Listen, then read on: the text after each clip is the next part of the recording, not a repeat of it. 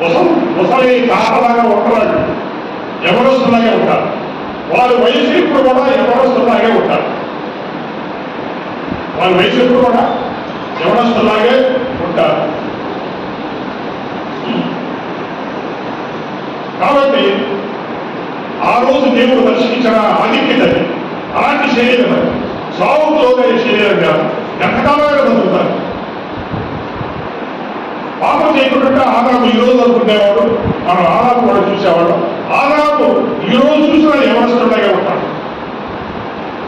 వయసు అసలు వయసుతో సంబంధం లేదన్నాడు. వయసుతో సంబంధం లేనటువంటి జీవితాన్ని దేవుడు మనిషికి ఇచ్చాడు. కలకాలం జీవించడానికి, ఎంతకాలం జీవించడానికి.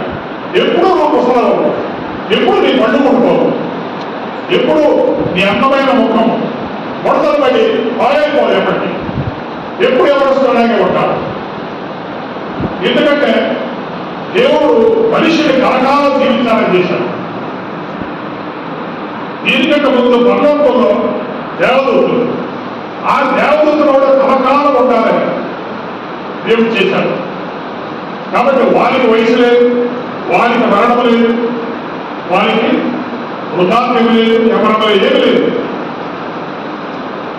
దేవుడికి కూడా దేవుడు సజీవుడైన దేవుడు, ఆయన చావు అంటే ఆయన తెలియజేస్తాడు. మరణం అనేది మనం పరిచయం చేశాం ఆయనకి.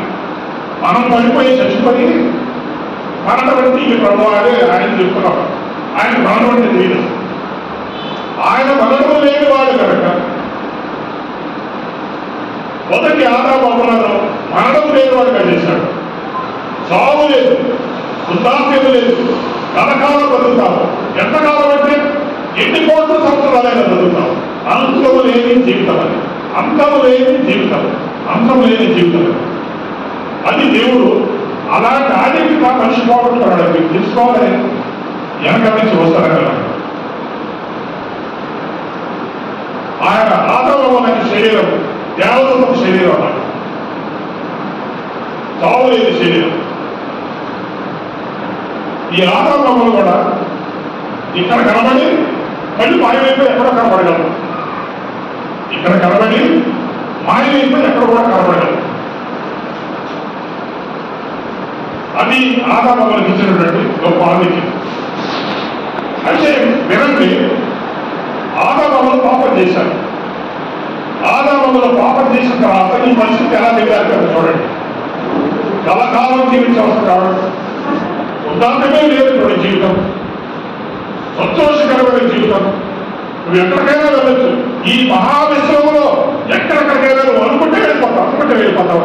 నీకు రాకెట్ అక్కర్లేదు, దేవతలాగా రెక్కలక్కర్లేదు, అనుకుంటే వెళ్ళిపోతావు.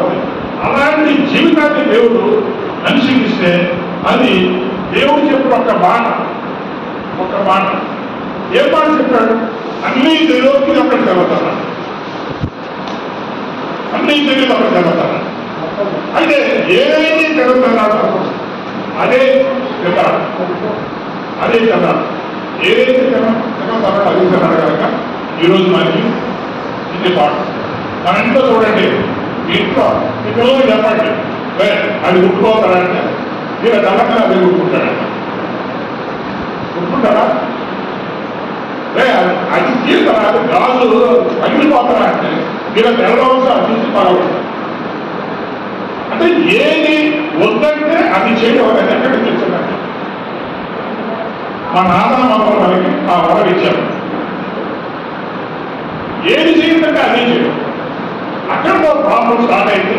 ఆ స్టార్ట్ అయిన ప్రాబ్లం ఈరోజు కూడా ఘోరంగా ఉంటారు. సరే, ఆదాము పాపం చేసిన తర్వాత పతనం అయిపోయారు. ఇంతకుముందు ఉన్న పరిస్థితి లేదు, ఎక్కడికి వెళ్ళాలని వెళ్ళలేదు. పతనం అయిపోయారు. ఉన్న చోట పడవడాల్సిందే. ఉన్న చోట పడవడం ఏంటి? ఆ ఏదైనా వరం నుంచి దేవుడు కొడతాన్ని జరిగేసాడు. ఇంకా వాళ్ళ పాటలు స్టార్ట్ అయి చూడండి. సరే, వాడు ఆత్మీయంగా వాడు చచ్చిపోయినప్పుడు వాడికి 2 మరణాలు సంభవించాయి. 2 మరణాలు ఇప్పుడు సంభవించాయి. మొదటి మరణం ఏంటి సార్? అసలు ఎప్పుడూ కలకాలం బతికేవాడు చావుకు లోనైపోయాడు. ఆ శరీరం చావుకు లోనైపోయింది. ఏ వల్ల అయిందని పాపం వల్ల అయింది. ఆ పాపం వల్ల వాడికి ఏమొచ్చిందంటే శరీర సంబంధమైన మరణం వచ్చేసింది. అంటే ఆదాయం ఎంతకాలం బతికాడంటే 930 సంవత్సరాలు బతికాడు. ఆ తర్వాత చచ్చిపోయాడు. మరొకరేమో 960 సంవత్సరాలు బతికాడు, చచ్చిపోయాడు. 960కి మించి అవకాశం లేదు. సరే, చావు వచ్చింది. చూడండి ఎంత గొప్ప జీవితంలో ఎలా బతకలేదు.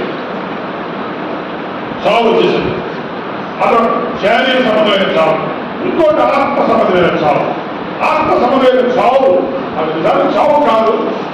అది చావు అనేది కట్టడాలంటే దేవుడి నుంచి మీ ఆత్మ, ఆత్మ ఎవరిది? ఆత్మ ఎవరిది? దేవుడి కదా. అంత కాదు, దేవుడు అది మనకి ఇచ్చాడు.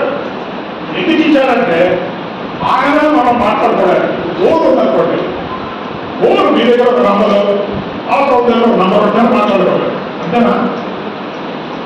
అలాగే దేవుడు ఎప్పుడో మనతో మాట్లాడటానికి ఒక ఆత్మ ఇచ్చాడు. ఆ ఆత్మ ఫోన్ లాంటి. ఆ ఫోన్, ఆ ఆత్మ ద్వారా దేవుడితో మాట్లాడితే ఆయనకు అర్థమవుతుంది. ఈ ఆత్మ ఆ ఆత్మతో మాట్లాడితే అర్థమవుతుంది. ఆ ఆత్మ ఈ ఆత్మతో మాట్లాడితే అర్థం. ఒక ఫోన్ లాగా దేవుడు మనకి ఇచ్చాడు. ఆయనకి మనకి కమ్యూనికేషన్ ఎప్పుడు మాట్లాడుకోవాలి. ఆ ఫోన్ మనం ఏం చేసామని చెడగొట్టేసాం. ఆ ఫోన్ ఏం చేసామన్నా ఆన్ చేసామంట. ఆ ఫోన్ పాడైపోయినప్పటి నుంచి ఆయనకి మనకి లేదు. ఈ ఆత్మీయ మరణం అంటే ఏంటంటే దేవుడి నుంచి ఎడబాటు కలగడం, శాశ్వతమైన ఎడబాటు కలగడం. దేవుడు మనము వేరైపోతే అది ఆత్మీయ మరణం. కాబట్టి మనకి ఇప్పుడు ఆదామములో 2 పాయింట్లు సంభవించాయి. ఒకటి శారీర సంబంధమైన మరణము, ఇంకోటి ఆత్మ సంబంధమైన మరణం. ఈ 2 మరణాలు మనుష్యుల్ని ఆలోచించే రాజ్యం అంటారు. 4 రోజులు చచ్చిపోవాలి. చచ్చిపోయిన తర్వాత మనకి పెద్ద చావాలి. చచ్చిపోయిన తర్వాత పెద్ద చావు. ఆ పెద్ద చావు ఏంటంటే అసలు దేవుడి నుంచి పూర్తి ఎడబాటైపోతుంది. బాధకరమైన విషయం ఏంటంటే ఆయన మనకి తన ఆత్మనిచ్చాడు. మనము అంటే మానవాడు ఏం చేస్తారంటే ఆ ఆత్మను దేవుడు వాడు ఏర్పడ్డ నరకానికి తీసుకెళ్తారు. దేవుడు లేని ప్రతి ప్రపంచాన్ని తీసుకెళ్తారు. సొత్తు ఆయన్ని, ఆత్మ ఆయన్ని. ఆయన ఆత్మ మనం అక్కడ కాల్ చేస్తాం.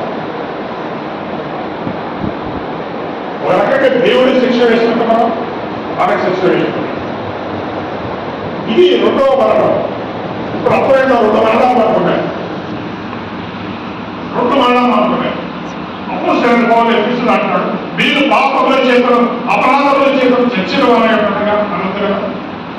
మీరు అన్నారు అదే మీరు అనంటున్నారు. నేనేం కావలేదండి, బాగున్నాను కదా. మీరు అన్నారు ఆ బిడ్డ చిన్నవైందని ఇంకా కాల్చేయలేదు, నేను చావలేదు కదండి, చచ్చిన వారు ఎప్పుడు అంటారు. అంటే నువ్వు చావడానికి ఒక టైం ఉంది. అంటే నీ శరీరం చావడానికి ఒక టైం ఉంది. నీ ఆత్మ అయితే చచ్చిపోయింది. నీ ఆత్మ పాపం చేసిన రోజు చచ్చిపోయింది. ఆ చచ్చిన ఆత్మలే బాణాలందరి సంతానం వస్తా ఉంటాం. ఆత్మ వస్తుంది కానీ పని చేయట్లేదు. ఆ ఆత్మ పని చేయట్లేదు. ఆ బోరు పని చేయట్లేదు. ఆయనకి మనకి ఏం లేదు. అది 2 మరణాలు. ఇప్పుడు వీటిలో ఇంకో విషయం,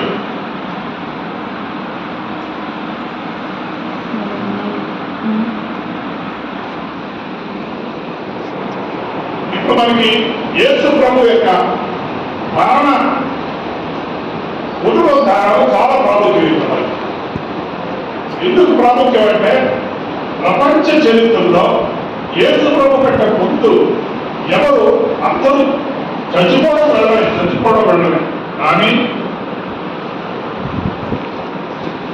బతుకున్నాడు ఉండేది.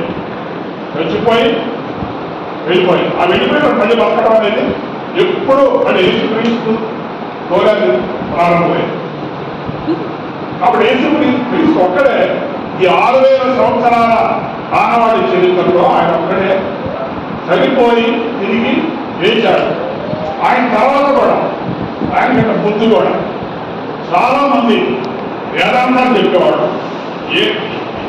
మత ధర్మాలు స్థాపించేవాడు, దేవుడు అనబడేవాడు, దేవతలు అనబడేవాడు, భగవంతుడు అనబడేవాడు. చాలా మంది వచ్చారు కానీ ఎంతటి గొప్పవాడు, ఎంత వేదంటే ఆడ చర్చి ఊరుకోవాల్సిందే. అది తిరిగి చేసే అవకాశమే లేదు. యేసుప్రభు ఒక్కడే ప్రపంచ చరిత్రలో అసాధారణమైన వ్యక్తి. ఎందుకంటే ఆయన ముందులైన తర్వాత కానీ మరణాన్ని జయించడం లేదు. ముందుగా చెప్పి ఆయన మరణించాడు, ముందుగా చెప్పి ఆయన తిరిగి లేచాడు. యేసు బ్రతుకున్న కాలంలో తన శిష్యుడికి అనేక సార్లు ఒక 10 సార్లు చెప్పుకుంటాడు, 10 సందర్భాలు అయినా చెప్పుకుంటాడు, నేను మరణిస్తాను, మరణించవలసి ఉంటుంది, నేను తిరిగి 3వ దినాన్ని వేస్తాను. ఇది శిష్యులు ఎన్నిసార్లు వెళ్తాను ఈ మాట అసలు అర్థం కాదు. ఒకవేళ మనవుల టైంలో మనకి అర్థం కాదు. ఎందుకు అర్థం కాదంటే ప్రపంచ చరిత్రలో ఎప్పుడు కూడా ఎవరు కూడా చచ్చిపోయినట్టు లేవలేదు. లేవలేదు కనుక మళ్ళీ వేస్తారంటారు. అసలు అది ఏం చెప్తాడో అర్థం కానే కాదు. అర్థం కాదు. ఎన్నిసార్లు చెప్పాడు అర్థం కాదు, ఇన్ని మార్లు చెప్పాడు అర్థం కాదు. నేను వేస్తాను. ఎందుకు అర్థం కాదంటే మనిషికి ఆ భాష అర్థం కాదు. మనుషులు చావులో వెళ్తాడు. చావు అంటే వాడికి అర్థం అవుతాయి కానీ జీవపాటు వాడికి అర్థం కాదు. చావులో ఉన్నటువంటి మనిషి అసలు అది ఊహించగా అర్థం చేస్తాడు. చచ్చిపోయిన మనిషి ఒకడు అర్థం. అందుకనే శిష్యులు కూడా చాలా కష్టమైంది.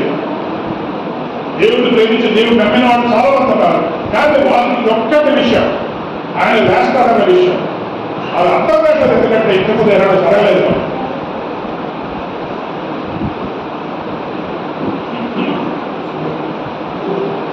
సరే నమ్మలేదు కాబట్టి శిష్యులు ఎవరు కూడా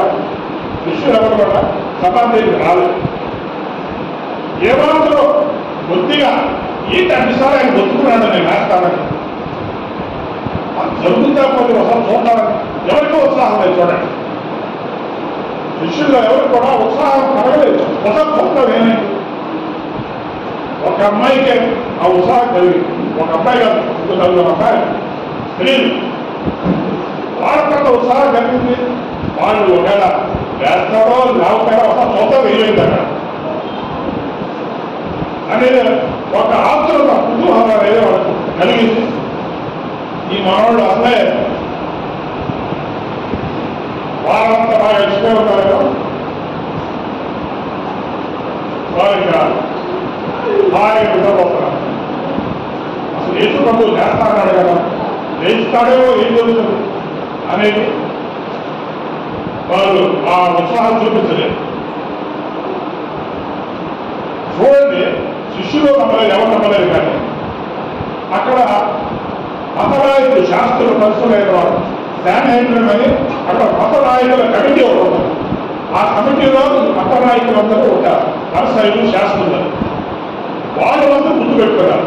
వాళ్ళు ఏమన్నారంటే పిలాతు వ్యక్తులు పిలాతు దగ్గర అధికారులు వెళ్ళి ఆ వంచకుడు వాళ్ళు ఏమంటారని తీసుకోవడం, వంచకుడు అంటే మోసగాడే. ఆ మోసగాడు మాట చెప్పాడు, సార్ ఎందుకన్నా మంచి జాగ్రత్త పడితే మంచిది, ఆయన వేస్తాడని కాదు, ఆయన దేవుడు. కాకపోతే వీళ్ళు శిష్యులు ఉన్నారే, పరమానంద శిష్యులు, వీళ్ళు మామూలుగా చాలా తిరుగుగలడు. ఆయన లేకపోయినా శవం తీసేసి దాచేసి ఆయన దేశానికి ప్రచారం చేస్తారు. ఈ పరిస్థితి ఎందుకంటే ఘోరంగా ఉంటుంది. అది తెలిసినంత గందరగోళం అయిపోతుంది. దేశాన్ని చెప్పేస్తారండి. మామూలు కాదు. కనీసం వాడమోసమైనా రోమ పిలాతు అధికారుల దగ్గర ఏమన్నారంటే, నేను ఎవరు కాపలా ఉంటాను, అలా అయితే మీరు కాపలా ఉండండి, మీ వాడు ఉన్నారు కదా, గార్డ్ సెక్యూరిటీ గార్డు ఉన్నారు కదా, వాడు పెట్టండి. లేదు, ఆ వాడు ఉన్నారు సరే, కానీ మీరు కూడా మీరు రోమా సైనికులు చదువురా, ఒకరిద్దరు ఉంటే వచ్చి మీరు స్టాంప్ చేయండి. అక్కడ మొత్తం మీరు అలా వేసేసి స్టాంప్ వేసి అని అంటారు. సరే అయితే పంపిస్తాను, పంపించారు. అలా పంపించిన తర్వాత అప్పుడు వారికి అర్థమైంది, మీరందరూ ఆ రాత్రి ఉన్నారు, ఒక గొప్ప బలితో గొప్ప అది భూకంపం కలిగి ఆ రాత్రి మరి ఇద్దరు దేవతలు వచ్చి యేసు అసలు చాలా బరువైన రాయి, ఆ రాయి నీళ్ళు ఎవరికి మనం కాదు, అది సరికొత్త సమాధి. ఆ సమాధి యేసు ప్రభువుకి దానంగా ఇచ్చేవాడు అరవిందయ్య యోసేపు అనేటువంటి ఒక వ్యక్తి. ఆయన అధికారంలో ఉంటూ యేసు ప్రభు రహస్యంగా నమ్ముకున్నాడు. అప్పుడు ధైర్యం చాలలేదు. చూడండి, అప్పుడు ధైర్యం చాలేదు కానీ ఇప్పుడు ధైర్యం వచ్చేసింది. యేసు ప్రభు చనిపోయిన తర్వాత ఇంకెందుకు ఇప్పుడు ఎవరో నేను యేసు ప్రభు యొక్క ఆయన నమ్ముతున్న శిష్యుడిని చెప్పుకోకపోతే బతికేందుకని ఓపెన్ వచ్చేసాడు. శిష్యులందరూ పారిపోయారు, అందరూ దూరం అయిపోయారు. కానీ యేసు ప్రభు ఆ ప్రభుత్వంలో పనిచేసే ఇద్దరు ఉన్నారు. నికోదేమని ఒక ఆయన, అరవిందయ్య యోసేపు. ఈ ప్రభుత్వంలో పనిచేసే అధికారులు ఓపెన్గా వచ్చి మరి యేసు ప్రభుకి ఆ సమాధి ఇస్తారు. ఆ ఏర్పాటులో అందరూ చూసేవాళ్ళలో ఆ రోమా సైనికుల తరఫున ఒక ఆయన క్లేవియస్ అని ఒక ఆయన ఉంటారు. ఆయన యేసు ప్రభు ఈ ఇద్దరు చనిపోయిన తర్వాత వాళ్ళిద్దరిని చచ్చిపోయిన గొప్ప తీసి ఆ ఎరకాలు పడేయండి అన్నాడు. ఆ సిలువ ఎరకాలు తక్కువ గుర్తుపట్టి అందులో పడేశారు. కానీ వాళ్ళిద్దరు కాళ్ళు పెట్టారు. ఈ కాళ్ళు కూడా తిరగొట్టాలనుకుంటారు. అంటే అరవిందయ్య యోసేపు వచ్చి లేదు ఆయన ముందే చనిపోయాడు, ఆయన శరీరం ఆయన శవం నాకు ఇవ్వండి, నేను నా కోసం ఉంచుకొని ఆ యొక్క స్థలాన్ని నేను ఆయనకి ఇస్తాను అని అడిగి ఆయనకి దేవుడేంటి అని అడిగి నీకు ఆయన చాలా బంధుత్వం ఉండాలి. ఆయన దేవుడు అవ్వగానే ఆయన నీతిమంతుడు, ఏ పాపం లేనివాడు, ఆయన చంపేశారు అని అంటే సండే తీసుకెళ్ళారు. ఆయన అక్కడ అందులో మాట్లాడతారు. కాబట్టి ఆ బాధ్యత పెట్టబడినటువంటి ఆ సమాధి రాత్రి కూడా మన 3వ రోజు రేపు కావాల విరిగిపోయి ఉక్కరైపోయి మహాశబ్దంతో మరి యేసు ప్రభు అక్కడి నుంచి పైకి ఆయన బయటకు వచ్చేసారు. ఆ బయటకు వచ్చేసే స్థానంలో దేవదూతలు కూడా అక్కడ ఉన్నారు.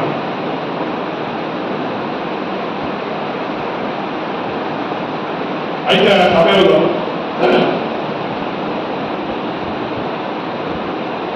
తెచ్చిపోయింది, యూదులు తెచ్చిపోయింది. అక్కడ శవం లేదట. ఏమైంది?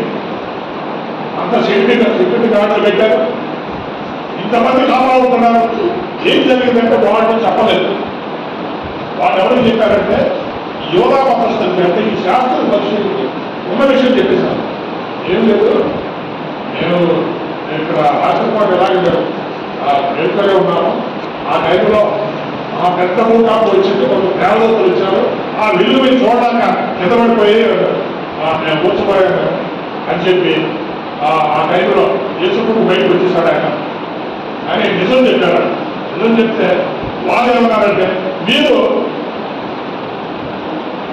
మళ్ళీ ఈ విషయం ఎవరికి చెప్పకండి, ఆయన వేశాడని చెప్పకండి, భూకాంపు వచ్చిందని చెప్పకండి, ఆయన దేవదూతలు వచ్చి మొత్తం ఇదంతా చేశారని చెప్పండి అని చెప్పి వాళ్ళకి చాలా డబ్బులు ఇచ్చారు. ఇస్తారని డబ్బులు ఇచ్చి నోరు చూసుకోవచ్చు, నువ్వు రేపటి నుంచి డ్యూటీకి రావాలనుకో, బ్యాంక్స్కి వెళ్ళిపోవాలి, రేపటికి వెళ్ళిపోవాలి. అలాగే వాళ్ళు డబ్బులు తీసుకొని విషయం చెప్పలేరు. చెప్పకపోతే అప్పుడు అందులో మొత్తానికి ఏ విషయం పక్కనంతా తాగిపోయింది. దేశంలో లేచాడట, ఆయన శవం లేదు, ఆయన లేదట అని. ఈ గందరగోళ పరిస్థితుల్లో ఉంటే మరి ఈ రాజు వింటే ఏమంటాడు అసలు అని చెప్పి వాళ్ళందరూ భయపడి అలాగే చేస్తే ఇందులో రోమాధికారులు ఒకడు చేసేసాడు. ఆయన ఏం చేశాడు, ఆయన వేసుకోవడం చనిపోయినప్పుడు శిలువ వేసిన పక్కనే ఉన్నాడు. చూశాడు, అన్ని చూశాడు, వేసుకోవడం చచ్చిపోయాడు, వీళ్ళు తెచ్చుకున్నారా చూసుకున్నాడు. అసలు అన్నింటినీ చేసేవాడు ఈ అధికారి వేసేసాడు. అధికారి దగ్గరికి వచ్చి ఆయన పర్మిషన్ తీసుకొని వేసుకోవడం సమాధి చక్కగా సమాధి చేశాడు, అంత్యక్రియలు చేశాడు ఆయన. అయితే ఇది విన్న తర్వాత ఆయన ఇన్వెస్టిగేషన్ ఏమంటారు, పరిశోధన చేయడం మొదలు పెట్టారు. అందరినీ ప్రశ్నించడం మొదలు పెట్టారు. మీరు నిజం చెప్పట్లేదు, సెక్యూరిటీ గార్డ్ అక్కడ ఉన్నారే వాళ్ళు నిజం చెప్పండి ఎక్కువ డబ్బులు తీసుకున్నారు. అయితే చివరికి వాళ్ళ నుంచి గట్టిగా ఈ సంగతి చూస్తాము నిజం చెప్పకపోతే అంటే ఏం జరిగిందని చెప్తున్నారంటే ఇలాగ మేము పడుకున్నాము మంచి నిద్రపోతున్నాం మేము నిద్రపోతుంటే చేసుకోవడం శిష్యులు వచ్చి ఆ శవాలు తీసేదారు. ఇప్పుడు అంటే ఓహో మీరేం నిద్రపోతున్నారు మీరు నిద్రపోతున్నప్పుడు మీరు చూశారు ఏదో ఒక శవం తీసుకెళ్ళడం శిష్యులు రావడం చూశారు మీరు నిద్రపోతే తేడా చూశారు నేను అలాగే అంటే వెంటనే వాళ్ళు హనుడు భయపడిపోయాడు. మీరు అసలు చెప్పకపోతే దాడి చేస్తారు ఈ సంగతి ఈ ఉద్యోగం పోతే అడ్డిపోతాయి నిజం చెప్పు అంటే వాళ్ళు నిజం చెప్పేశారు. నిజం చెప్పేస్తే ఆ నిజాన్ని ఆయన ఇంకా ఈ సంగతి అంటే చూసుకోవాలని చెప్పి ఆయన ఏం చేశాడంటే ఈ విలాస దగ్గరికి వెళ్ళి నేను అసలు ఈ విషయాలన్నీ చాలా గతరగోడ ఉపయోగపడాలని చెప్తున్నారు. నేను వెళ్ళి దీని మీద ఒక అధ్యయనం చేస్తాను ఎంక్వైరీ చేస్తాను చేసి మీకు రిపోర్ట్ ఇస్తారని ఆయన చెప్పేసి వెళ్ళిపోయారు. అయితే చాలా ఆయన శిష్యులు అటు పక్కన మరియు తీసుకొచ్చి ఆమెను అరెస్ట్ చేసి ఆమెతో మాట్లాడి ఆమె నమ్మలేదు ఆయన లేచాడు అని చెప్తున్నారు. నేను చూశాను నేను ప్రభుత్వం మాట్లాడాలని చూశాను నమ్మలేదు ఆయన. అలాగంతా శిష్యులు ఇదేమో ఒకటనుకున్నాడు శిష్యులు చెప్తున్నారు కదా వేసుకోవడం లేచాడని లేస్తే ఎక్కడ కనపడబోతారా నాకు అని అనుకున్నాడు. కనపడతాను ఖచ్చితంగా యేసుప్రభు శిష్యులతో వెళ్ళబోతుంది వాడు ఎక్కడైతే అక్కడ వెళ్తున్నాడు అంత దూరం పోలేదు. ఒకసారి వస్తారు యేసుప్రభు ఒక కొత్త ప్రాంతం దగ్గర ఒక గుహలో వీళ్ళంతా కలుసుకుంటారు. అక్కడ యేసుప్రభు ఉంటారు. మీరు వెళ్తారు ఆ గుహలో వెళ్తారు. చాలా షాక్ ఆశ్చర్యానికి లేకపోతారు అక్కడ. ఎందుకంటే యేసుప్రభు అక్కడ శిష్యులంతా కూర్చోవడం చూస్తాను చూసి నిన్న చచ్చిపోయినప్పుడు మనం చచ్చిపోయినప్పుడు నేను పక్కనే ఉన్నాను ఈ ఫేస్ నాకు బాగా ఈయన బతుకుంటే ఇక్కడ వెళ్తా మాట్లాడుతాడు.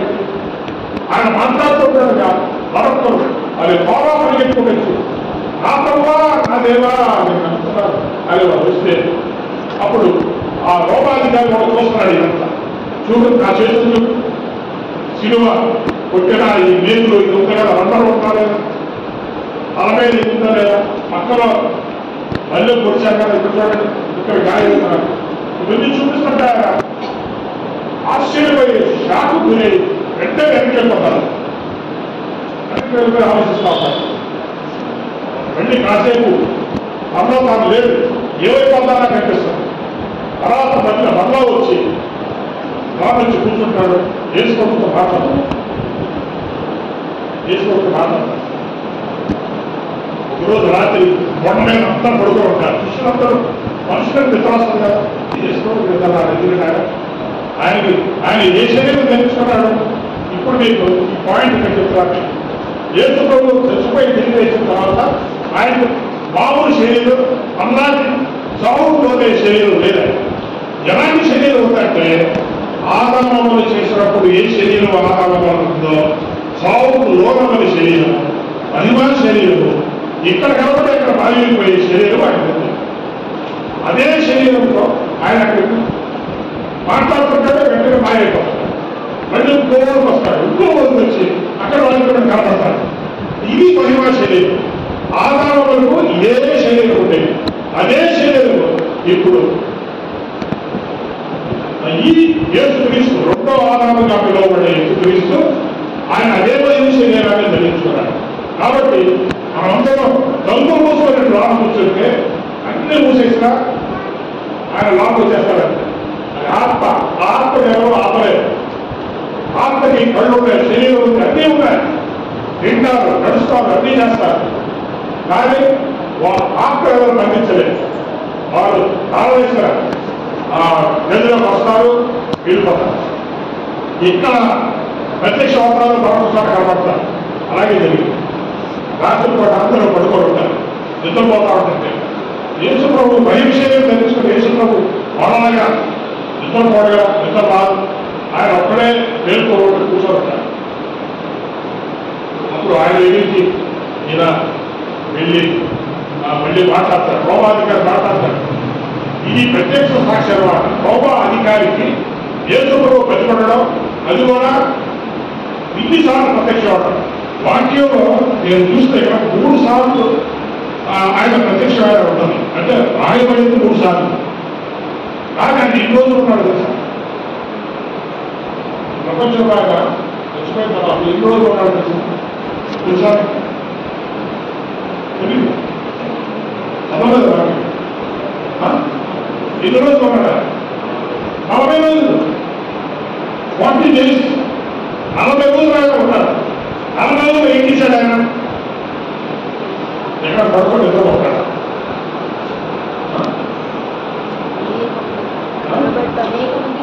అనేక మంది కనపడ్డాడు ఆయన, అనేక మందిని కానీ కనపడ్డాడు. శిష్యుడికే కాదు, 40 రోజుల్లో ఎంతో మంది కనపడ్డాడు. ఇప్పుడు ఒక చోట కనబడి వెంటనే మాయైపోతున్నాడు. ఎందుకు మాయైపోతున్నాడు? మరొక చోట వేరేవాడు కనపడుతున్నాడు, మరొక చోట వేరేవాడు కనపడుతున్నాడు. అలాగే వారిని తెలిసి ఒక 500 మంది కనపడ్డాడు. శిష్యుడికే కాదు, 500 మంది కనపడ్డాడని వాక్యంలో. కానీ ఇంకా ఎక్కువ మంది కనపడుతున్నాడు.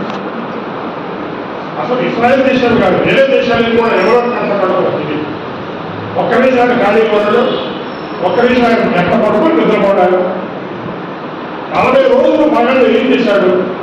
ఎంతమంది కనపడుతున్నాడు. ఇది చాలా మందికి మరి ఆయన సాక్ష్యం ఇచ్చాడు. సాక్ష్యం ఆయన బతుకున్నాడు, ఆయన లేచాడు. ఆయన సాక్ష్యం రోమా అధికారి తెలుసుకున్నాడు. ఖచ్చితంగా ఆయన నిజంగా వెళ్ళి చచ్చిపోయాడు, ఆయన తిరిగి లేచాడని మాట్లాడలేదు. 2 రోజుల క్రితం ఆయన సిలువ మీద అక్కడ ఉంటే పక్కనే ఉన్నాడు ఈ అధికారి.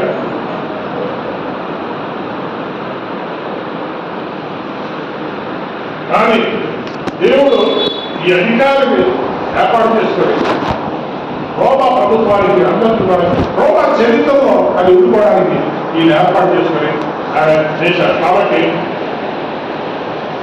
ఇప్పుడు మనం చదవబడిన వాక్యం ఏమవుతుందంటే, యేసు ప్రభువును ఎవరైతే నమ్ముతారో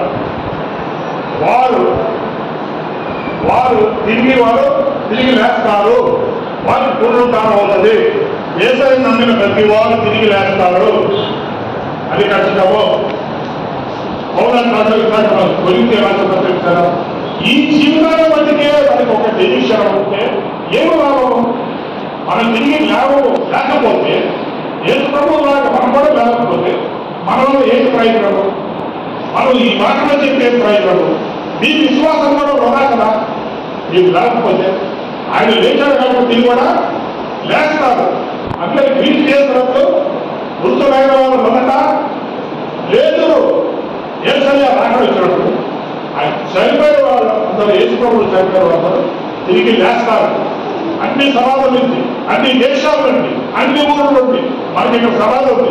ఈ సమాధుల నుంచి కూడా చాలా మంది వేస్తారు. ఈ సమాధుల నుంచి కూడా చాలా మంది వేస్తారు. అందుకనే యేసు ప్రభువు ఆయన లేచాడు. ఆయన నమ్మిన వాళ్ళందరూ కూడా ఖచ్చితంగా తిరిగి లేస్తారు. మనం లేచినప్పుడల్లా మనం చచ్చిపోయినప్పుడు ఈ పాపం శరీరం, శక్తిహీనమైన శరీరం, అది సమాధిలో పెట్టబడుతుంది. ఆ సమాధి ఆయన వచ్చినప్పుడు ఆ సమాధి నుంచి సమాధిలో పెట్టబడిన ఆ శవం అన్ని ఒకవేళ 40, 50, 100 సంవత్సరాల్లో, 100,000 సంవత్సరాల్లో ఆ శరీరం ఉండదు, అక్కడ ఏముండదు, ఆ కళేమలో ఉంటుందండి. కానీ యేసయ్య ఇప్పుడు ఆయన వచ్చి మనం రైతులన్నప్పుడు ఈ శరీరానికి ఈ ఎముకలన్నీ కూడా దగ్గరకు వచ్చేసి శరీరంగా ఏర్పడి, అది కూడా పాపం శరీరం కాదు. ఆదాముకి పాపం చేయకుండా ఏ శరీరం ఇచ్చాడో అదే శరీరం దేవుడు మనకు ధరింపజేస్తాడు. అది ధరింపజేస్తేనే మనం పైకి వెళ్ళగలం, లేకపోతే కింద ఉండిపోతాం. అందుకనే మనం అందరికీ కూడా మహిమ శరీరాలు ఇస్తారు. మహిమ శరీరాలు ఎలాంటి శరీరాలు అంటే యేసు ప్రభు గడ్డి మూసి ఉన్నా సరే వచ్చిన శరీరం. గడ్డి మూసినా బయటికి అలాగే వెళ్ళిపోయే శరీరం, ఇక్కడ కనబడి అక్కడ బయలుపోయే శరీరం. అలాంటి శరీరము యేసునకు కనిపించే వాళ్ళందరికీ కూడా దేవుడు ఇస్తాడు. మనం పరలోకం వెళ్ళిన తర్వాత కూడా మన పరలోకం వెళ్ళిన తర్వాత కూడా మనకి ఏ శరీరాలు ఉంటాయంటే మహిమ శరీరాలే ఉంటాయి. మన పరలోకంలో ఉన్నప్పుడు దేవుడి దగ్గర ఉన్నప్పుడు అప్పుడు మనం అనుకున్నాం, ఒకసారి పూర్వకం ఎలా ఉంటాం అసలు చూసాం అని అనుకున్నాం, వెంటనే వస్తాడు. ఒకప్పుడు మనం టీవీ ఉండేవాడు కదా, ఉంటారా మీరు? ఒకప్పుడు టీవీ ఉండేవాడు కదా, ఆ టీవీ ఒకసారి చూసి వస్తాను అని అనుకున్నాను, వచ్చేస్తాడు.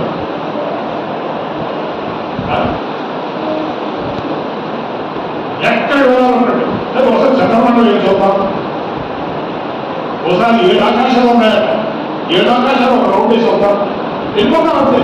అది మహిళ శరీరం, అది మహిళ శరీరం, అది దేవుడు ఇచ్చినటువంటి ఎక్కడికైనా ఎగిరిపోయి ఎక్కడికైనా లాగలిగిన శరీరం, ఎక్కడైనా ప్రత్యక్షమై ఎక్కడైనా భయమైపోయే శరీరం. ఆ శరీరం వారికి ఎప్పుడు వస్తారంటే యేసు ప్రభు తిరిగి రెండోసారి వచ్చినప్పుడు ఆయన మన సమాధి నుంచి మన వందలో లేస్తాము, లేచినప్పుడు ఆ శరీరం వస్తుంది. ఇప్పుడు మనం చివరికి మనం వస్తున్నాం.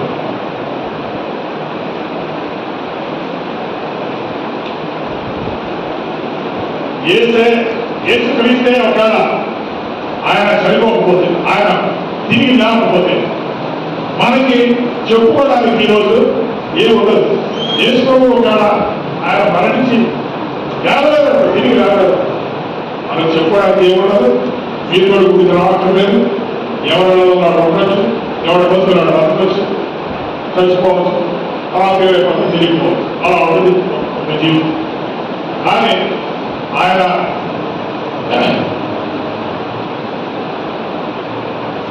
లేచారు కాబట్టి మనం కూడా లేస్తాం. ఒకటి చెప్తున్నాను, యేసు ప్రభువుని ఎవరు చంపలేదు. చాలామంది అనుకుంటున్నారు ఒక సేవకుడు చంపేస్తే క్రైస్తవులు చచ్చిపోతారనుకుంటారు. ఎందుకంటే వాళ్ళు చంపేవాడు యేసు ప్రభువు చంపలేదు. ఒక సేవకుడిని చంపితే క్రైస్తవులు ఈ భూమి మీద ఉండాలనుకుంటారు. ఇంకా పెరుగుతుంది, వాళ్ళకి తెలియదు, అసలు తెలిస్తే అసలు ఇలాంటి పుస్తకం చేయాలి. ఇంకా వదులుతాం, ఇంకా వదులుతాం. కాబట్టి యేసు ప్రభువు ఎవరు చంపలేదు, క్రైస్తవులే ఎవరు చంపలేదు, ఎవరూ చంపలేదు. మీరు ఒకటి గుర్తుపెట్టుకోండి, యేసు ప్రభువు చనిపోయి తిరిగి వెళ్ళిపోయిన తర్వాత 12 మంది శిష్యులు ఆయన ప్రేమించడంతో గొప్ప పరిచయం చేశారు. ఆ రోజు రోమా ప్రభుత్వము పరిపాలిస్తుంది. రోమా ప్రభుత్వము యేసుక్రీస్తుకి విరోధంగా పనిచేసింది. ఆయన చంపడం మాత్రమే కాకుండా ఇప్పుడు ఆయన శిష్యులను చంపేసింది, అనేక విశ్వాసాలు చంపేసింది.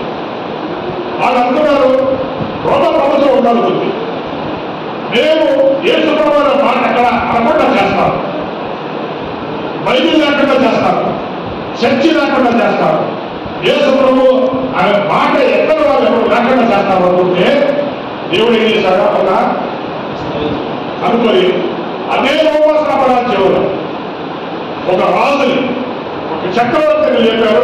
ఆ చక్రవర్తికి ఒక దర్శనం ఇచ్చాడు. ఏం దర్శనం అంటే ఆయన యుద్ధానికి కలుపుకున్న దర్శనం. ఆ దర్శనంలో ఆయనకి శిలువ కనబడింది. రోమా చక్రవర్తికి ఒక దర్శనం వచ్చింది, శిలువ కనబడింది. మరి ఆ శిలువ పట్టుకొని ప్రపంచాన్ని ఆయన జీవిస్తున్నట్టుగా కనబడితే నిజంగా ఆయన ఆ శిలువ దర్శనం చూసి ఆయన బాధిపోయాడు. రోమా ఆ రోజుల్లో ప్రపంచంలో ఎన్నో దేశాలు పరిపాలిస్తున్న రోమా సామ్రాజ్యం ఏం చేశాడు, యేసు ప్రభు ఏం చేశాడు తెలుసా? అసలు క్రైస్తవులే లేకుండా చేస్తారు, సేవకులే లేకుండా చేస్తారు, బైబిలే లేకుండా చేస్తారంటే అసలు ఎవరైతే అంటున్నాడో వాడిని లేకుండా చేశారు. ఇప్పుడు ఇంకొక రాజు చెప్పాడు. ఆ రాజుకి శిలువ దర్శనం ఇచ్చి రోమ్ సామ్రాజ్యము క్రైస్తవ సామ్రాజ్యంగా మారిపోయింది ఆ రోజు నుంచి. ఇప్పుడు కొత్త రాజు వచ్చి ఏమన్నారంటే ఎవడైనా యేసు ప్రభువును నమ్మకుండా ఉంటారో వాడు చేయగలుగుతారన్న. ఎవరైనా యేసుప్రభు వ్యతిరేకంగా మాట్లాడారా, ఆయన నమ్మాలంటే ఒక తెలిసిందా చేయిందా అని ఆయన ప్రభుత్వం డబ్బులతో వందల వేల చర్చలు నిర్మించాడు. వందల వేల చర్చలు నిర్మించాడు. ఆ రోమా సామ్రాజ్యం కింద ఉన్నటువంటి ఈరోజు అనేక దేశాలు, స్పెయిన్ అని, పోర్చుగల్ అని, గ్రీస్ అని అనేక దేశాలు ఉన్నాయి. ఆ దేశాలన్నీ కూడా ఆ సామ్రాజ్యం ఐరోపా సామ్రాజ్యం అంటారు. అంతా కూడా మరి క్రైస్తవ దేశాలుగా మారిపోయాయి. చూసారా, యేసు ప్రభు బతుకున్నాడా చచ్చిపోయాడా? ఆయన ఎవరు చంపగలరు? ఆయన ఎవరు చంపలేదు. ఆయన చంపలేకపోతే క్రైస్తవ విశ్వాసాలు కూడా ఎవరు చంపలేదు. ఆయన బతుకున్నాడు కాబట్టి మనం బతుకుంటాం. క్రైస్తవే బతుకుంటుంది, బైబిల్ బతుకుంటుంది, సంఘాలు ఉంటాయి. ఏది కూడా ఎవరు నాశనం చేయలేదు. ఒక మాట,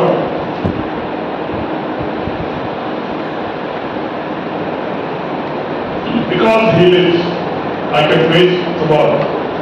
ఆయన జీవించున్నాడు కాబట్టి రేపు గురించి నాకు చెందలేదు. ఆయన జీవించున్నాడు కాబట్టి రేపు గురించి నాకు బాధలేదు, చెందలేదు. నాకేమైపోతాను, నేనేమైపోతాను. ఎందుకంటే నేను ఏ పరిస్థితిలో ఉన్నాడా అది దేవుడు లేపుతాడు. దరిద్రంలో ఒకటి లేపుతాడు, రోగంలో ఒకటి లేపుతాడు, నిరాశ నిస్పృహలో ఒకటి లేపుతాడు, సమస్యలో ఒకటి లేపుతాడు. నువ్వు ఇందులో ఉండు, పాఠాలలో ఒక అభివృద్ధి లేపుతాడు. ఆయన బతుకున్నాడు కాబట్టి నాకు రేపటి గురించి చెప్పాలి. ఆయన బతుకున్నాడు కాబట్టి because he lives I can face tomorrow. Because he lives I have no fear. ఆయన బతుకున్నాడు కాబట్టి నాకు ఏ భయము లేదు, దిగులు లేదు జీవిత యాత్రలో. భయం లేదు, దిగులు లేదు జీవిత యాత్రలో. యేసు ప్రభువు మనతో కొంత భయము లేదుగా. యేసు ప్రభువు మనతో కొంత భయము లేదుగా. హల్లెలూయా, హల్లెలూయా, హల్లెలూయా, హల్లెలూయా. కాబట్టి మనం ఏ విషయంలో చిన్నపడద్దు, విచారపడద్దు, బాధపడద్దు, చెప్తావద్దు. ఇదేలాగా అదేలాగా, అయ్యో ప్రభు నమ్ముకోలేదు, అయ్యో బాప్తిజం తీసుకోలేదు, మరి నా బిడ్డలు బిడ్డలాగా వీళ్ళు ఇదేలాగా ఏ అధికమైన చెప్పవద్దు. గొప్ప కార్యం దేవుడు నీకు చేస్తాడు. నీకోసం ఏదైనా చేస్తాడు. నువ్వు ఆయన కావాలని కోరుకున్నావు కదా, ఆయన కూడా నువ్వు కావాలి. కాబట్టి నీకోసం ఏదైనా చేస్తాడా. కాబట్టి రేపటి గురించి భయపడవద్దు, చెందవద్దు. యేసయ్యా నీకు నువ్వే స్థితిలో ఉన్నా చెప్తాడు. అదే మన ఈస్టర్ సందేశం, అదే పునరుద్ధార సందేశం దేవుడు ముందు తీసుకున్నాడు.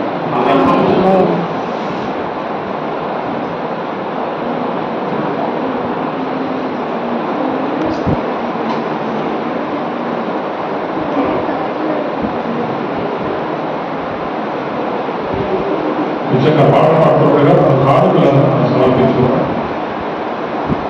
కానుకలను దేవుడికి సమర్పించే సమయం దేవుడికి నీ యొక్క ప్రేమ కారణం కృతజ్ఞత